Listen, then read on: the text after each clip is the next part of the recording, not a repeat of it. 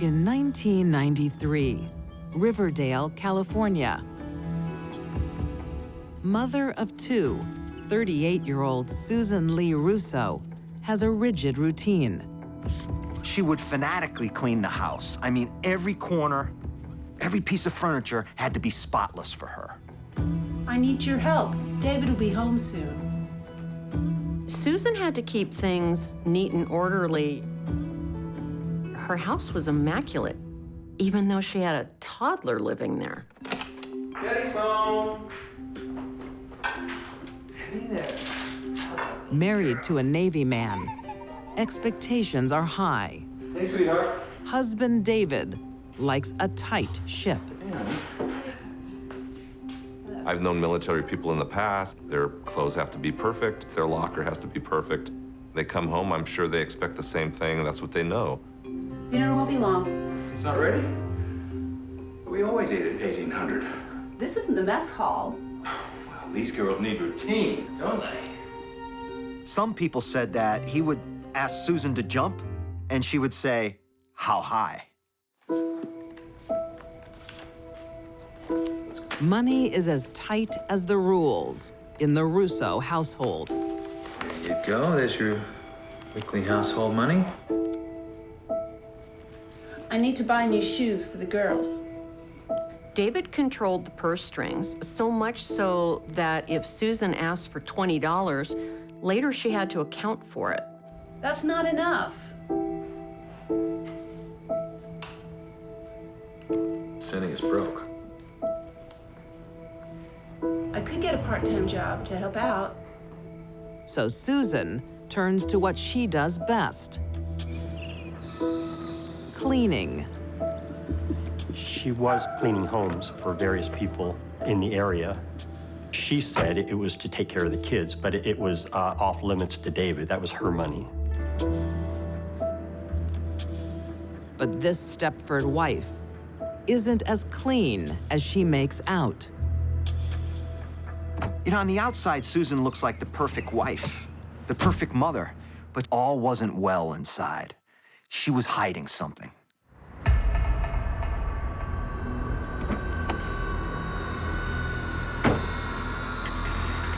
Susan didn't want extra money to go shopping or buy things for her children. She had a habit.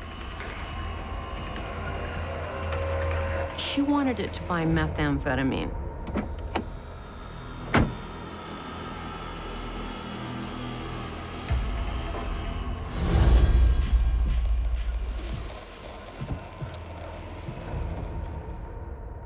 She was doing that even prior to her association with David.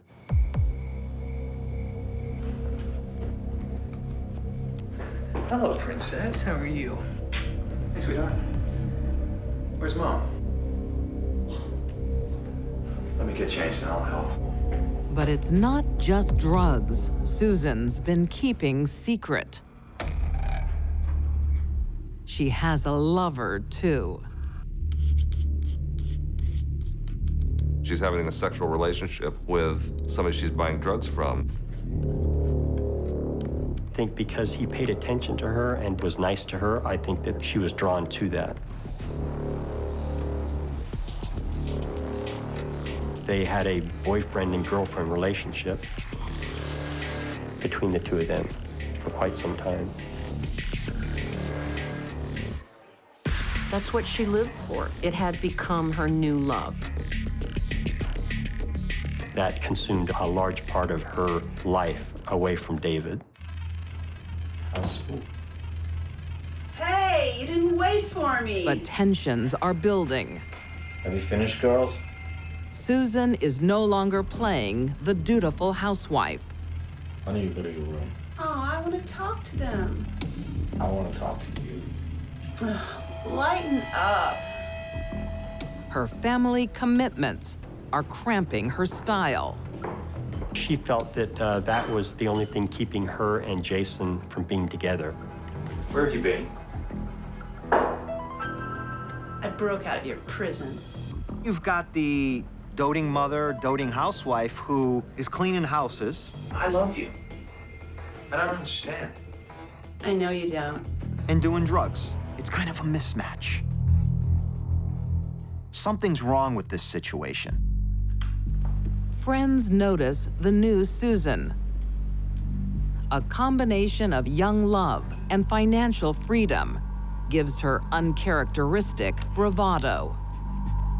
They're playing cards with neighbors one night, and they get into a back and forth. I'll raise you 30. Susan, what are you doing? I'll see you 30, and I'll raise you 30. Sure. Susan. And David says something to her that she doesn't like, and she says, "You better watch it." Stop telling me what to do. Susan's not gonna take orders any longer. I'm so over you. Because you, mister, I could have you taken out anytime. I can have you killed anytime I want. You better watch out. Everything okay with you two? I just don't know anymore. It sounds comical, but the truth is often said in jest. This does not bode well for David.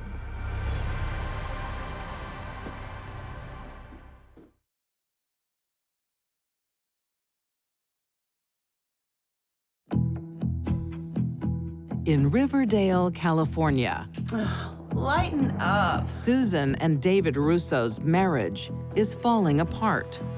Where have you been? While he's serving his country, she's getting high with a secret lover.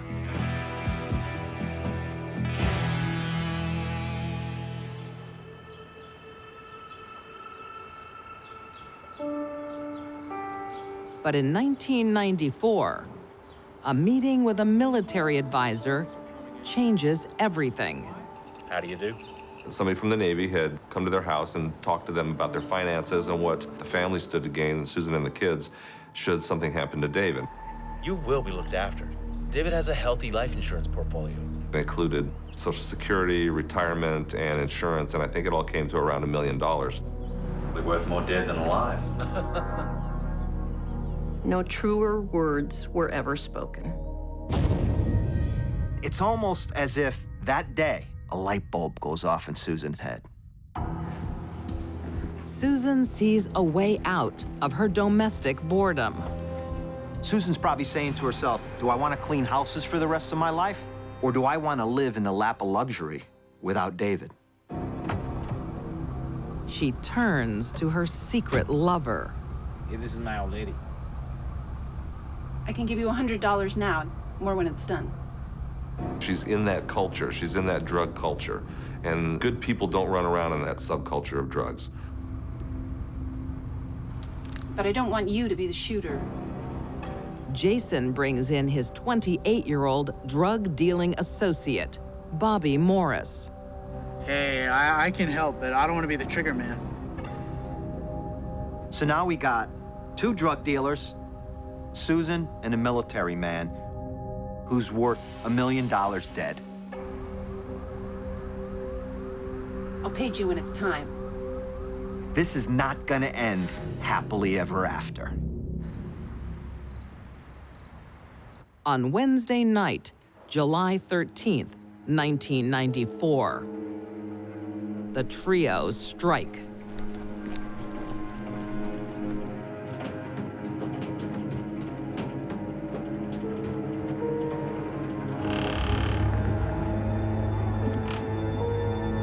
We never were 100% sure of who fired the shot. David was asleep. Whoever had the gun put the gun up and shot him in the head.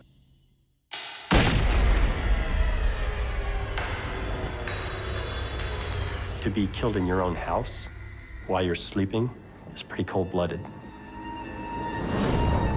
One shot is all it takes.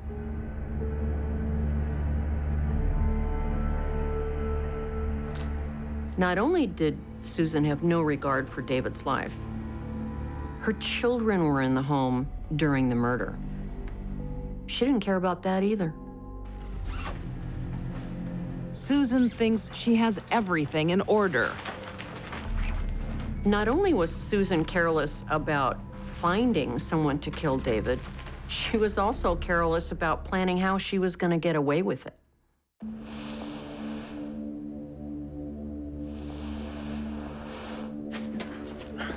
Jason was going to drive the body to a remote location and then torch the vehicle to get rid of the body.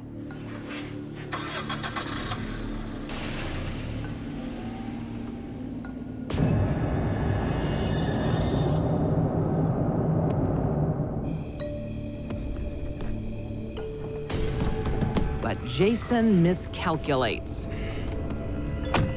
Jason ran out of gas while driving the body from the area and then didn't have gas to torch the vehicle and was stuck on the side of the road with the body in the back seat. They were not bright people. They were not smart people. They were hardcore meth addicts.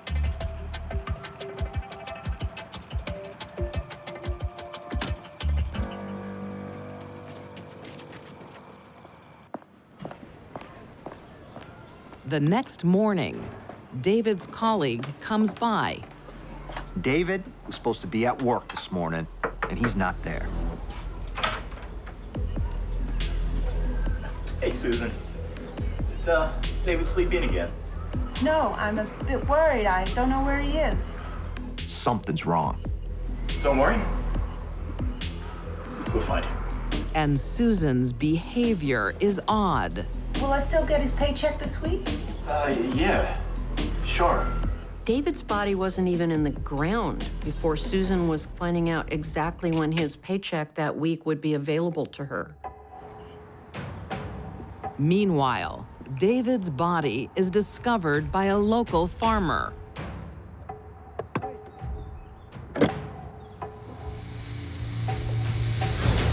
It looks like an execution. And that's because it was. Mrs. Russo, we've discovered a body in the backseat of your husband's car. As routine procedure, the police interview the victim's spouse. Oh? I hope it's not David. It is David. And get more than they bargained for. Well, you won't find any blood in the house. And you won't find any bullets either. She, of her own volition, said that we would not find any bullets, which we found rather curious. The expert cleaner is confident she has covered her tracks. And there's gonna be some blood left. That's just the way that is. Police find microscopic traces of blood in the bedroom, and the shell casing links the gun to her partners in crime. All three are convicted of first-degree murder. Bobby Morris and Jason Andrews are serving 25 years to life. I think Susan was a big mastermind in this whole thing. And I think that her manipulation of Jason and Bobby probably is, I mean, that's the callousness. In 1996, Susan Russo is sentenced to life without parole. To the world, Susan played the role of the diligent housewife, eager to please her husband. But in truth, she was only looking out for herself. Absolutely evil, just an evil, psychopathic person. She offered someone $100 to kill David. That's the value she put on his life and their marriage.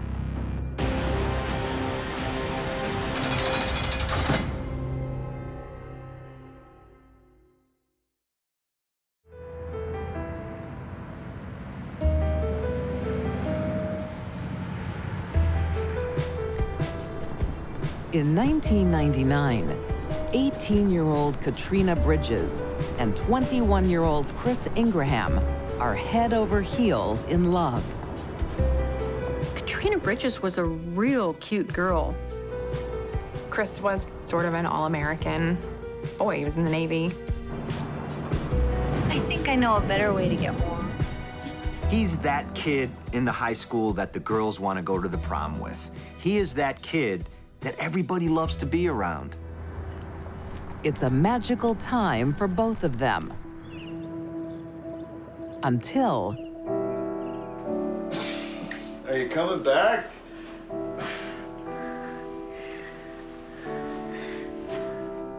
What's wrong?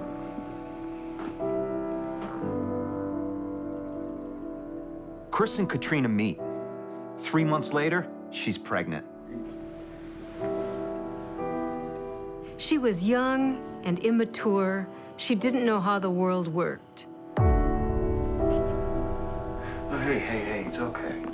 Oh, hey, it's okay. We're having a baby. Oh my God. When Katrina got pregnant, Chris didn't run away. He wanted to do the right thing. He stood by her. He wanted to be a dad. Chris agrees to move to Maine, so the teenage mom is close to her family. Hi. Chris has got to support his family, so he gets a job at the local naval base as a clerk. Look at that perfect little face. It's just like his mom's. He's doing it because he has a family, and he's a man, and he's going to take care of them.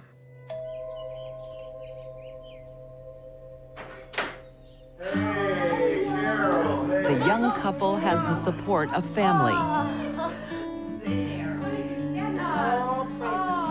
including Katrina's doting grandmother. Look what Grandma's got you.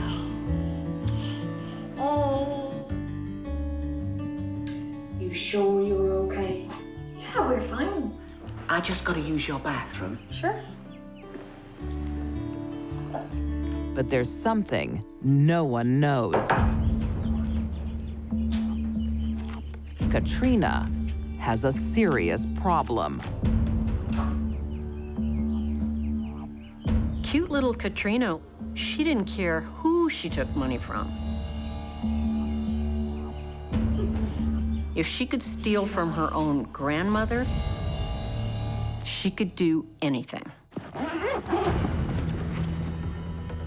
Stealing is a bad habit Katrina's had for years. She had stolen from her school. She had stolen from family members. Money seemed to be the object for her.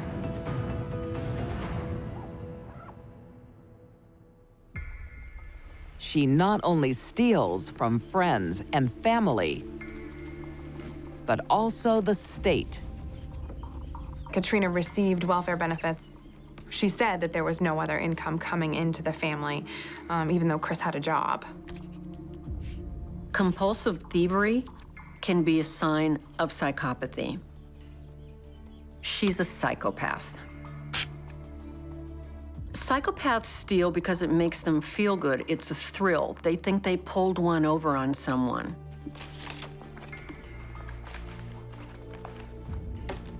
The higher the risk, the more fun it is for them. And every time they get away with it, that buys them their next free ride to steal something bigger and more valuable.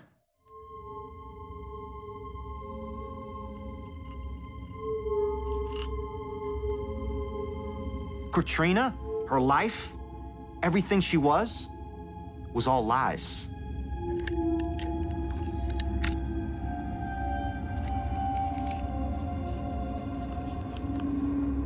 It was all a fraud.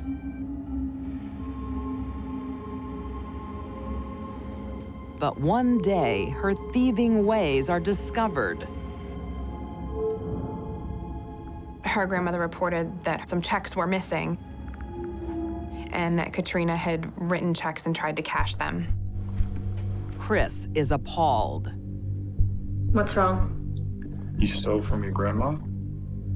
No, she gave me that money. No, she didn't. You stole from her. You stole from my family. I've had enough. Chris is at odds with himself. He doesn't know what to do. Something needs to be done. This can't go on and on and on. It was a lot about money. It was about trust. He was nervous about her raising their son because of some of the trust issues that they had had. What are you gonna do? Call the cops? No, but if you don't get professional help, I'm leaving, and I'm taking it with me. So Chris does the only thing he thinks he can do. He gives her an ultimatum. You wouldn't. I would, and I will. Okay. Okay, you win. I'll get help. And this, for Katrina, Okay? might end up being a breaking point.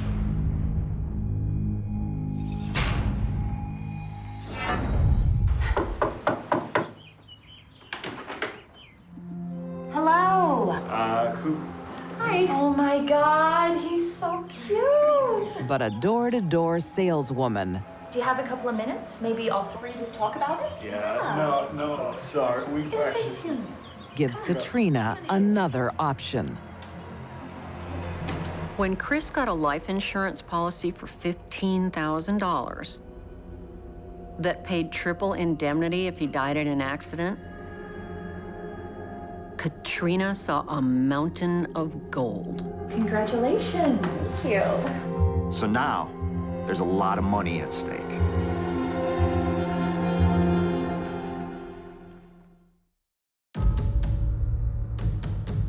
In the small town of Jonesboro, Maine, on January 2nd, 2001. Thief Katrina Bridges is staging a robbery in her own home. She, again, was looking for money, and she took some of Chris's PlayStation games and sold them for a few dollars a piece. Chris, we've been robbed. She called her husband at work and said, "We have been burglarized." They stole your shotgun and your video games. Yeah, I will. I'll call them now. He said, "Well, call the police." But she never did. So Chris obviously goes home, and he finds, wait a minute, the shotgun's still there. No jewelry's missing. I thought you said it was stolen. I thought it was. But my PlayStation games are gone. What the hell is this woman talking about? There's been a burglary. No one's broken into our home. What she's done is taken my games and sold them. You did this, didn't you? No. He says, you know what, I've had it now. I'm done. I'm done. I've had it with you. I've had it with this situation. The stage is set. Now Katrina has Chris just where she wants him. Defenseless and sound asleep.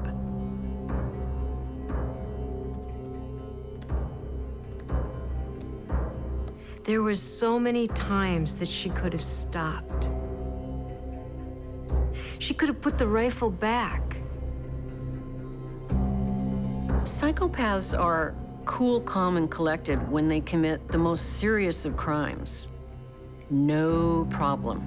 No guilt, no remorse, nerves like steel.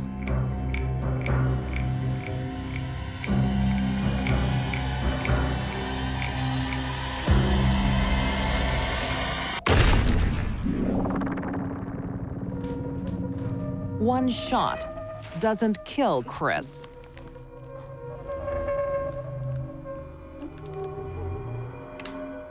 She had tried to shoot again, but the gun didn't work properly.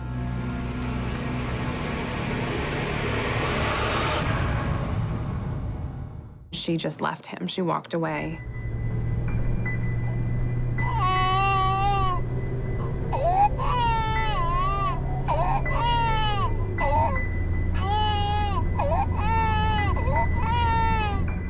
Now for the alibi.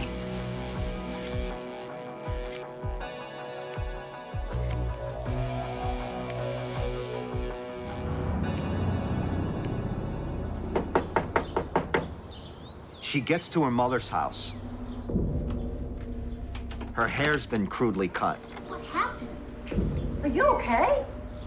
I was kidnapped by Canadian drug dealers. What?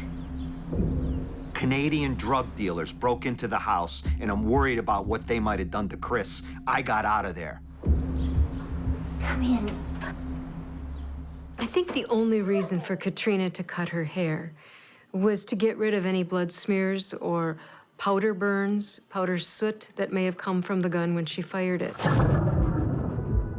Some 10 hours after the shooting, Katrina finally goes to the police. They immediately went to the house. Sir, can you hear me? Chris was still alive when he got to the hospital. It was about 24 hours before he died.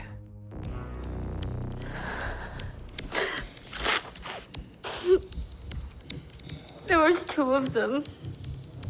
They had Canadian accents. Katrina becomes the only witness. So they raped Chris. How about you tell the truth? Once she saw her first story wasn't going to be believed, she changed paths. He was depressed.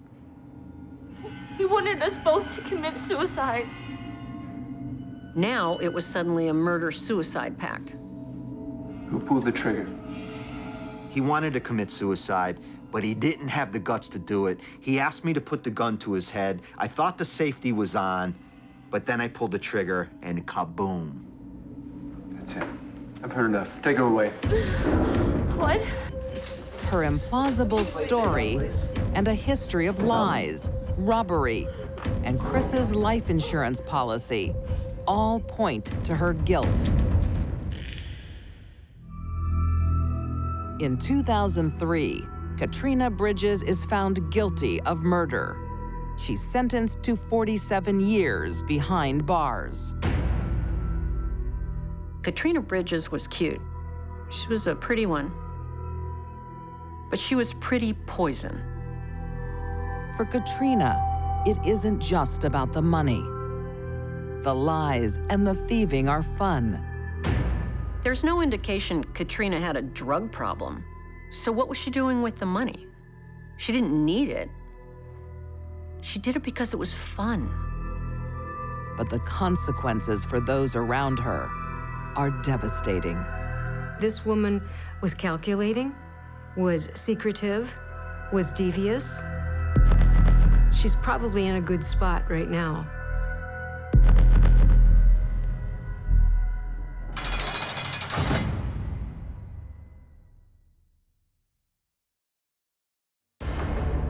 Some women walk a fine line. She didn't want to leave. Between having a bad day. She acted out in a fit of rage. And totally killing the mood. For her, there was never enough.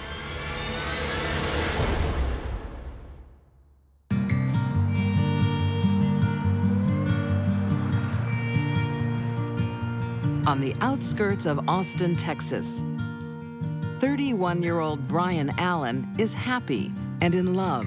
Thank you. Nice. Cheers. When fate steps into his life and changes it forever.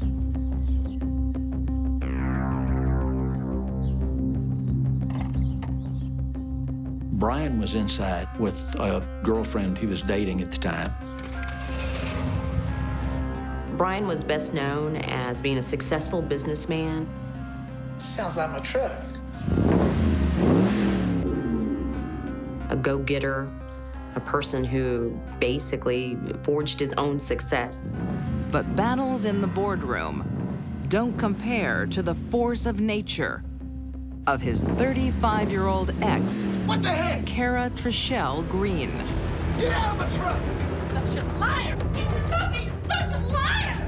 You're a liar! You're just like the rest of them! Just like them! Said you love me!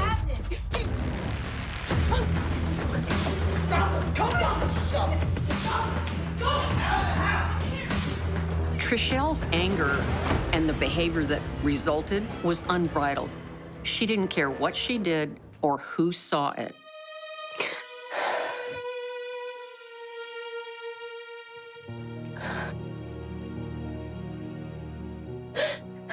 I'm sorry. The flip side to Tricelle's fierce temper is a sweet, passionate woman. Love you. I can't do this again. Tricelle was able to talk her way out of almost anything that she did. But I know we're meant to be together. I know it.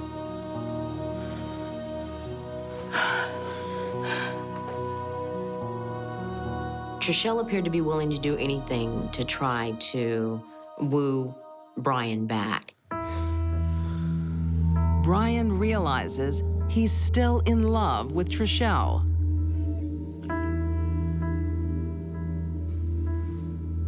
They ended up dating again and eventually getting married.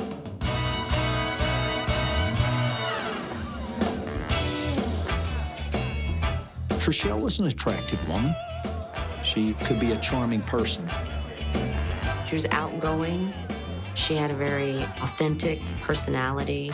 She could come into a room, light up the room. The happy couple has big plans and dream of a bright future. Thanks to Brian's success, That's some job. You know, I love a challenge. He owned a construction company, and it was very, very successful business. We want to build a feature metal arch right across here. He just had a knack for looking at a problem, a building problem, and being able to solve it. Tricelle's prince is planning to build a palace just for the two of them. He gave her whatever she wanted. When they designed the house, he let her make all of the decisions. He spared no expense. When's my home going to be finished? Soon. Very soon. I'm building you a palace. But Tricelle is not easily pleased. On the surface, even though it appeared they had everything, I gotta go. there was something brewing underneath. You coming back? I got an appointment with my plastic surgeon. Then it had a lot to do with her insecurities about the relationship. Once again, Tricelle's darker side begins to emerge.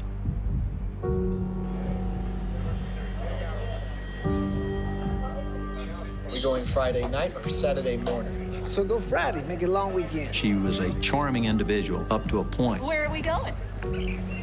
It's ice fishing weekend. And that point was when she had too much to drink.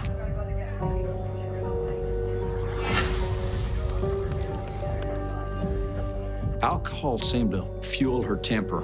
Get your hands off me. What's the matter? You're going away without me? Her temper would go off like a switch, and she would become very abusive. You're a jerk. When she reached that point, nobody could reach her. Tricelle told people she was bipolar, and that may be true. There's every indication she had serious mood swings, and she medicated herself with alcohol.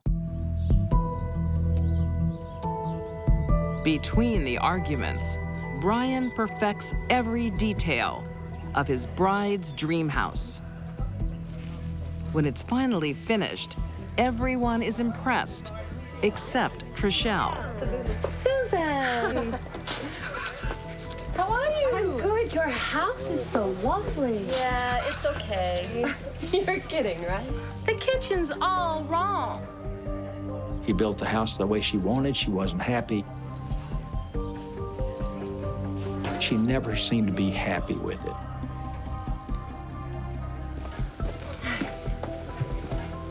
Please, not now. Why? You can't handle the truth, big man? Brian had gotten some hints from loved ones. They saw the relationship taking an ugly turn. Hey, Tricelle, why don't you show me the rest of the house? Sure. Why not? Take his side, then. I know. It's okay. I'll go. A friend who told him, you might want to consider leaving this relationship for good. It could lead to something very serious. Leave me alone, I've had it. We need to talk. Want to put me down again, huh?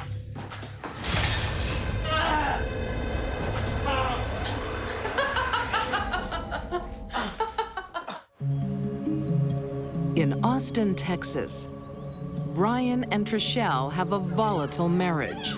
me! You said you loved me! You said you loved me! Charming, fun, and passionate, Where are we going? Tricelle also has a dark side. And lately, all her husband sees Get your hands off is me! bad Tricelle. You're a jerk! Completely obstructive and obtrusive and violent on many occasions. Brian tries everything to make his wife happy, even building her a mansion. The house was a very lavish house. It's okay. It's not exactly what I wanted. You're kidding, right? No. The kitchen's all wrong. Brian wanted to give Tricelle everything, and he did, but what he didn't understand was, for her, there was never enough.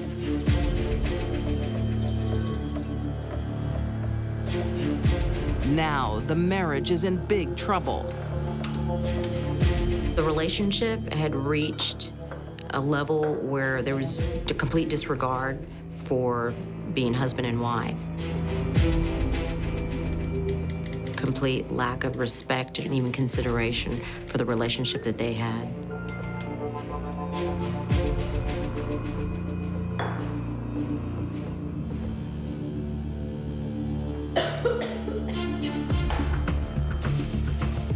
Their relationship is reduced to a series of battles. The smallest of disagreements sends her into a rage.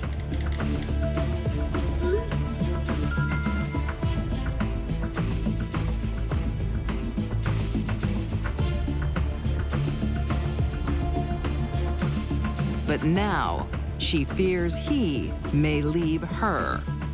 She was very unhappy with Brian, but yet she didn't want to leave. Tricelle accused him of having affairs, was extremely enraged by it. At the same time, she didn't seem to want to let him go. Tricelle tries another tactic: jealousy. She has an affair with Brian's friend in their marital home. He's at work. Thank goodness. That may have been her motivation for having her own affair. Maybe to get back at him. You want to have some fun?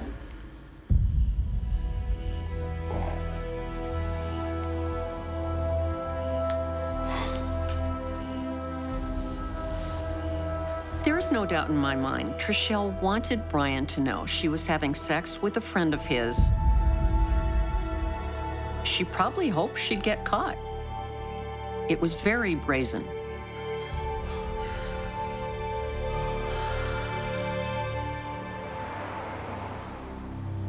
But it's all too late.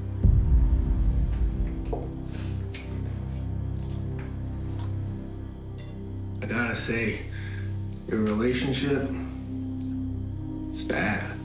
Brian has already decided to end it, I've got to divorce her. but fairly. I'll give her half of everything. Brian didn't want to do it, but he realized that he needed to. I'm sorry. Me too.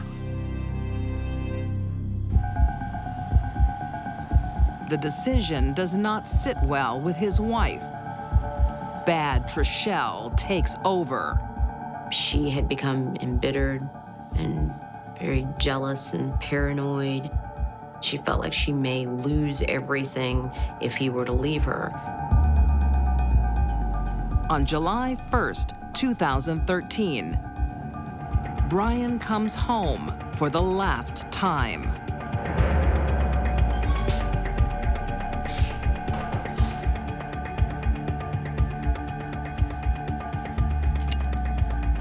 We don't know what went on between Brian and Tricelle that day. My guess is earlier that day, there were words between them about a divorce. Maybe she found out. That's what set her off.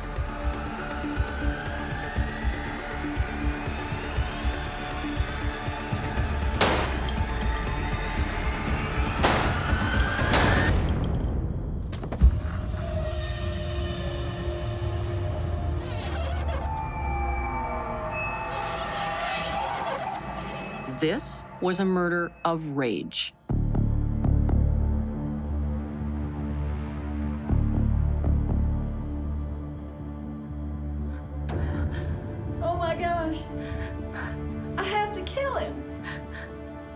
to kill him. I had to shoot him. She sounds like a woman in distress saying, oh my gosh, I had to kill him, I had to shoot him.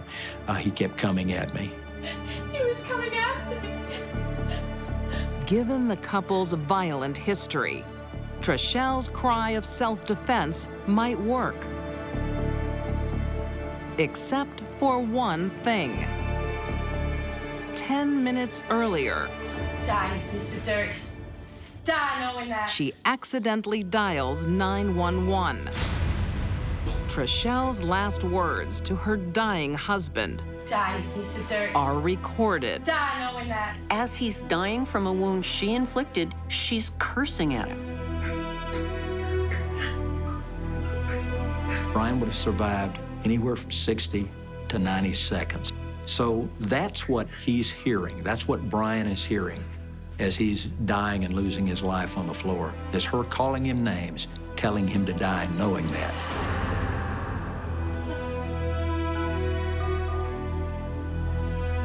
Oh my gosh. I had to kill him.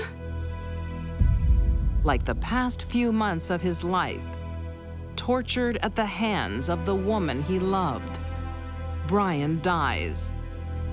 Brian is dead because of Tricelle's narcissism and rage. Tricelle's inadvertent confession seals her fate.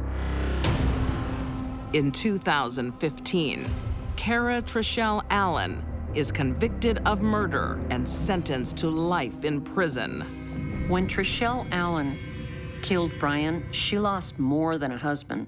She lost her sparring partner. Tricelle embodied two lives. When she was good, I love you. she was more than charming.